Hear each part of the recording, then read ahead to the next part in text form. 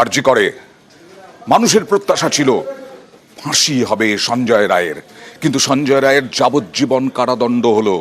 যাবজ্জীবন কারাদণ্ড হলো কি তদন্তের ফাঁকেই, তদন্তের ফাঁক ছিল, সেই কারণে সিবিআই তদন্তের ফাঁকেই কি যাবজ্জীবন কারাদণ্ড? প্রশ্ন উঠছে, কারণ আইনজীবীরা বলছেন সিবিআই এর তথ্য প্রমাণ ঠিকমতো দেওয়া হয়নি, আর তাই সেই তথ্য প্রমাণের অভাবেই আজকে অনির্বাণ দাস বিচারক তিনি তদন্তের ফাঁকেই সিবিআই তদন্ত নিয়ে প্রশ্ন রেখেই তিনি আজকে যাবজ্জীবন কারাদণ্ড দিলেন মূল অভিযুক্ত সঞ্জয় রায়ের। ওকে যাবজ্জীবন দিয়েছে। আমরা আমাদের আর্গুমেন্টে বারবার ধরে বলেছি there has been some laches in the part of the investigation agency, যেটা আগের দিনকে জজ সাহেব যখন সাজা ঘোষণা করেন উনি বলেছেন, তিনি ক্রিটিসাইজ করেছেন ওনার এই ইনভেস্টিগেশন নিয়ে কিছু কনফিউশন ক্রিয়েট হয়েছে। It is the ল্যাচেস of the investigation agency যে পুরোপুরিভাবে ওনারা করতে পারেনি, কারণ ওনাদের বক্তব্য ছিল আজকে ক্যাপিটাল পানিশমেন্ট, কিন্তু জজ সাহেব আজকে যাবজ্জীবন দিয়েছে।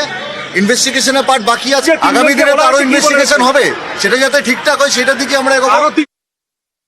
স্টেট সাবমিশন করলেন অ্যান্ড ডিফ্যাক্টো সাবমিশন করলেন যাতে ডেথ পেনাল্টি দেওয়া হয়। আমরা সেখানে ওটাকে চ্যালেঞ্জ করে সাবমিশন করলাম যে how supreme court itself has said যে তখনই ডেথ সেন্টেন্স দেওয়া হবে যখন আর কোনো অল্টারনেটিভ পানিশমেন্টের আর কোনো কার্যকারিতা নেই, এবং সেই রিলেটেডই আমি অনেক কটা সাইটেশন আমরা দিয়েছিলাম। জজ সাহেব এসে বললেন যে ডেথ পেনাল্টি উনি দিচ্ছেন না, আমাদের সাবমিশনটা কনসিডার করা হয়েছে এবং আমাদের জাজমেন্টগুলো কনসিডার করা হয়েছে, এবং লার্নেড কোর্ট বললেন যে এটা রেয়ারেস্ট অফ রেয়ারস কেস নয়, তাই জন্য হাইয়েস্ট যে সাজাটা দেওয়া হয়েছে দ্যাট ইজ লাইফ ইমপ্রিজনমেন্ট। আপনারা কি আগামী দিনে হাইকোর্টের দ্বারস্থ হবেন?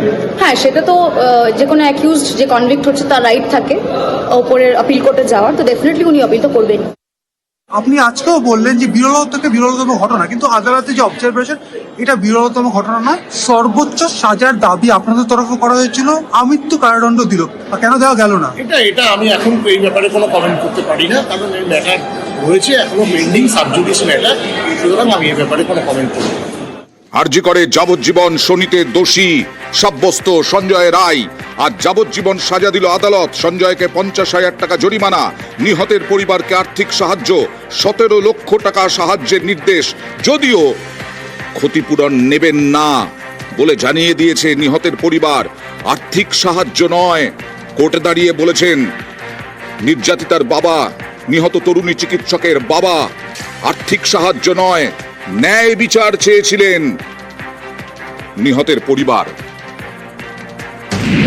যাবজ্জীবন কারাদণ্ড সঞ্জয় রায়ের। নির্যাতিতার পরিবারকে 10 লক্ষ টাকা আর্থিক সাহায্য, 7 লক্ষ টাকা ধর্ষণের জন্য ক্ষতিপূরণ। সরকার নির্যাতিতার পরিবারকে দেবে মোট 17 লক্ষ টাকা। আমি জানি এই মৃত্যুতে টাকা দিয়ে কোনো ক্ষতিপূরণ হয় না, কিন্তু আইনবিধি মেনে এই ক্ষতিপূরণ। ক্ষতিপূরণ নেব না, আমরা ন্যায় বিচারটাই বরাবর চেয়েছি। আমি আমার বিচারটুকু করেছি, এরপর উচ্চতর আদালতে যেতে পারেন আপনারা। 17 লক্ষ টাকা কম্পেনসেশনের কথা লার্নেড কোর্ট ঘোষণা করেন। ভিকটিমের বাবা উঠে বলেন যে ওনারা কম্পেনসেশন নিতে ইন্টারেস্টেড নন। তখন লার্নেড কোর্ট খুব স্পেসিফিক্যালি একটা কথা বলেন, it was the liability of the state to give protection to your daughter when she was on duty. সেই জিনিসটা যেহেতু ফেল হয়েছে, এটা রাষ্ট্রের দায় যে এই কম্পেনসেশনটা যাতে এনারা পায়।